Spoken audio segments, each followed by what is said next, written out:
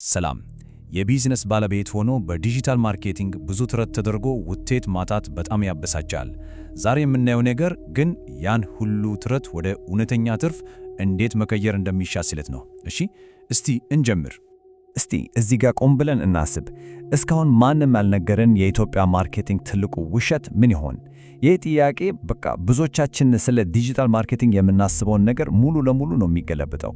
እስቲ እንግዲህ ውሸቱ ምን ላይ እንደሆነ እና ትልቁ ውሸት የሚባለው ይሄ ነው።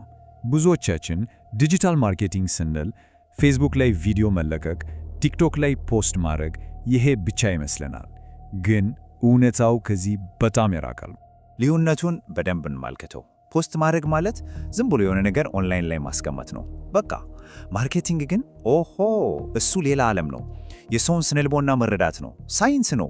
አንዱ ዝም ብሎ ድንጋይ መወረስ ሲሆን ሌላኛው በትክክል ኢላማን መምታት ማለት ነው። በቃ ልዩነታቸው ሰማይና ምድር ነው። እሺ አሁን ደግሞ ወደ እውነተኛው የጦር ሜዳ እንምጣ። ቲክቶክን አስቡት፣ ፌስቡክን አስቡት። ሰው ስክሮል ሲያደርግ ያኮ ጦርነት ውስጥ እንደመግባት ነው። እናም በዚህ የጦር ሜዳ ላይ የአንድን ሰው ትኩረት ለመሳብ ስንት ጊዜ አለን መሰላችሁ?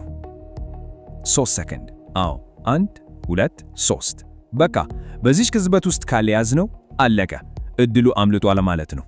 እናም ያችን 3 ሰከንድ ማጣት ማለት ምን ማለት ነው? ልክ ብር አውጥቶ መሬት ላይ እንደመበተን ማለት ነው። ምንም ልዩነት የለውም። የምናወጣው የማስታወቂያ በጀት በሙሉ በዛች በ3 ሰከንድ ውስጥ ነው የሚወሰነው። እሺ ታዲያ መፍትሄው ምንድነው? እንዴት ነው ይህንን ጦርነት የምናሸንፈው? መልሱ አመለካከታችንን ሙሉ በሙሉ መቀየር ላይ ነው። ከተለመደው ማስታወቂያ ወጥተን ወደ አንድ በጣም ኃይለኛ መሳሪያ መዞር አለብን። እሱም ታሪክ መተረክ ነው። እስቲ እውነቱን እንነጋገር። ማንም ሰው ማስታወቂያ አይወድም። ፊልም ስናይ፣ ሙዚቃ ስናዳምጥ ማስታወቂያ ሲገባ እንደምናደደው ማለት ነው። በቃ ማስታወቂያ ማለት ጣልቃ ገብ ነገር ነው። ግን ማንም ማይጠላው እንዲያውም የሚወደው አንድ ነገር አለ። እሱም ታሪክ ነው። ጥሩ ታሪክ ሲነገረን ጆሮአችንን ከፍተን ነው የምናዳምጠው። ለምሳሌ እስቲ አስቡት፣ 2 ሆቴሎች አሉ።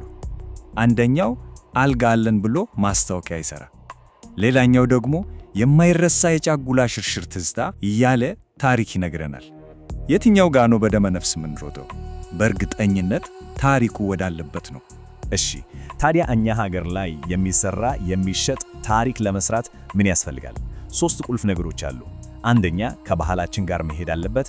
ሁለተኛ ስሜት መንካት አለበት። ሶስተኛ ደግሞ ወቅታዊ ወሬዎችና ክስተቶችን መጠቀም ብልህነት ነው።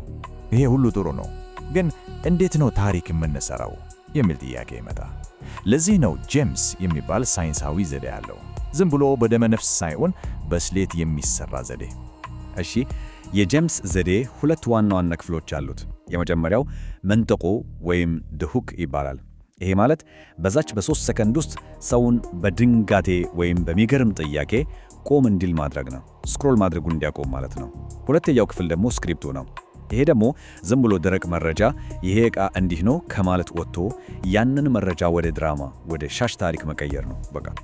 እሺ አሪፍ ቪዲዮ ሰራን፣ ታሪክ ተረክን። ግን ከዛስ ዋናው ቁም ነገር እኮ ይሄ ሁሉ ነገር ወደ ብር መቀየር መቻሉ ላይ ነው። እና ይሄ በጣም ወሳኝ ነጥብ ነው። ጥሩ ቪዲዮ መስራት ብቻውን በቂ አይደለም በፍጹም። ዋናው ነገር ውጤቱ መለካት አለበት። ስለዚህ የመጀመሪያው ጥያቄ ይሄ መሆን አለበት። እሺ ስንት ሰው አየው?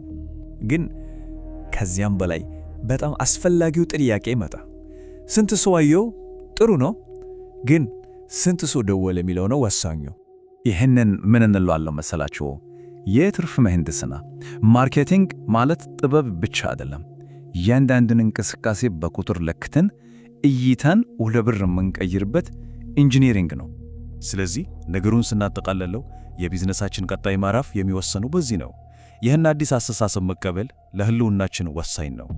አዳምጦ ዓለም እየተቀየረ ነው። ስለዚህ ዝም ብሎ ማስታወቂያ መጻፉን እናቆም፣ ይልቁንስ ታሪክ መናገር እንጀምር። እናም በመጨረሻ አንድ ጥያቄ ልጠይቅ። ይህን ሁሉ ካየን በኋላ ለመሆኑ የእያንዳንዱ ሰው ቢዝነስ ዛሬ የት ጋር ነው ያለው? ዝም ብሎ ፖስት ከሚያደርጉት ወይስ ታሪክ ከሚተርኩት?